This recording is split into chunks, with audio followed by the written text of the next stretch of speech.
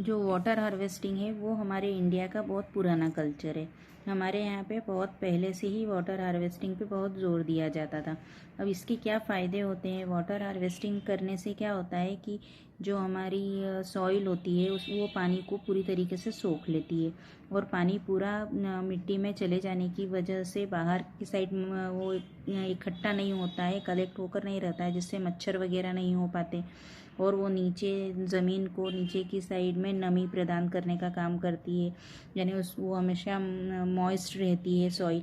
उसकी वजह से वहाँ पर जो फसलें वगैरह उगाई जाती है या जो प्लांट्स उगाए जाते हैं वो वहाँ पर बहुत अच्छी तरीके से उगते हैं। फिर इसके अलावा जो वाटर हार्वेस्टिंग का प्लानिंग होता है वो किस टाइप से होता है कि ये जैसे यहाँ पर हमने इसमें आप देखेंगे कि इस डायग्राम में हमें प्लांट्स नज़र आ रहे हैं। जो प्लांट्स वगैरह हैं वो उनकी जो रूट होती है वो सॉइल में बहुत अंदर तक होती है और वो सॉइल को पकड़ के रखती है। तो जब रेन वाटर होता है या बारिश आती है उस समय जो पानी बह जाता है, पानी के साथ में मिट्टी बह जाती है, तो वो उसको ये रोकते हैं, यानी सॉइल इरोजन का काम ये करते हैं।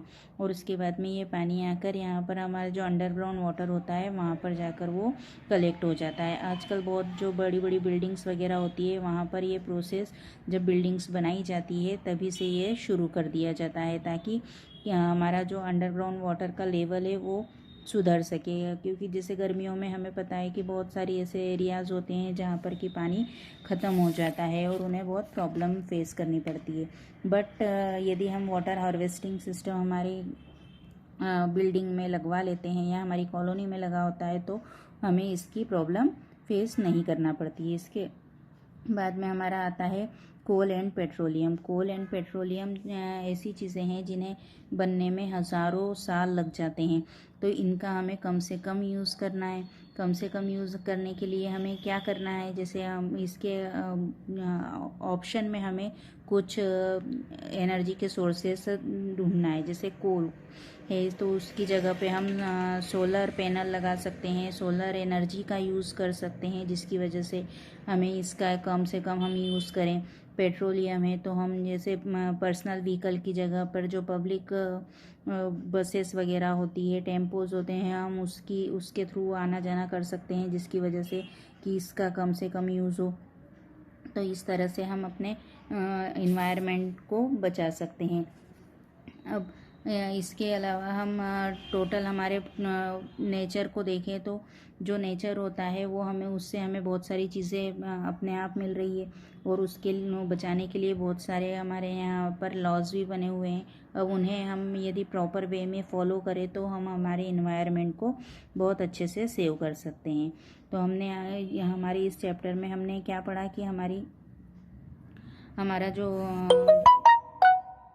जो नेचुरल रिसोर्सेस है उनमें वाइल्ड लाइफ, वाटर, कोल, पेट्रोलियम, ये सारी चीज़ें हैं। इन्हें हमें किस तरह से मैनेज करना है, कैसे कम यूज़ करना है, 5 आवर्स का यूज़ करना है। हमारे 5 आवर्स कौन कौन से थे? रिड्यूस था, रीयूज़ था, रिसाइकल था, रीपर्पस था, और उसके अलावा एक हमारा जो लास्ट वाला था वो था हमारा रिफ्यूज़। यानी हम इन 5 आवर्स को यूज़ करके हम हमारे जो नेचुरल रिसोर्सेज हैं उन्हें हम बचा सकते हैं। इसके अलावा वाटर के पॉल्यूशन को कम किया जा सकता है। जो नदी वगैरह होती है वहाँ पर गांव में जो लोग होते हैं वो तालाबों में अपने जानवरों को नहलाते हैं, कपड़े धोने का काम करते हैं, नहाने का काम करते हैं, उन्हें हम बंद कर सकते हैं या कम कर सकते हैं। इसके अलावा जो हमारा हर शहरों में जो पानी हम यूज़ करते हैं, हमारे यहाँ मैक्सिमम जगह पे बोरिंग होते हैं, तो हम वाटर हार्वेस्टिंग करवा सकते हैं, जिसकी वजह से हमारा जो अंडरग्राउंड वाटर है उसका लेवल हम बढ़ा सकते हैं। प्लांटेशन कर सकते हैं, जिसकी वजह से हमारे इन्वायरमेंट की हेल्प हो सके। फिर उसके अलावा जो शिकार वगैरह किए जाते हैं तो उन्हें कम करना है। इसके अलावा जो जंगलों में कटाई की जाती है, पेड़ों की कटाई की जाती है, क्योंकि एक प्लांट को बड़ा होने में सालों लग जाते हैं और काटने में सिर्फ 10 मिनट लगना है, तो वो इतनी जल्दी वो फिर से बड़ा होकर और उतना ही हमें यूज़ में आएगा, इसके लिए हमें बहुत साल इंतज़ार करना पड़ेगा। दैट्स वाई हमें उनकी कटाई को रोकना ही ज़्यादा बेनिफिशियल है।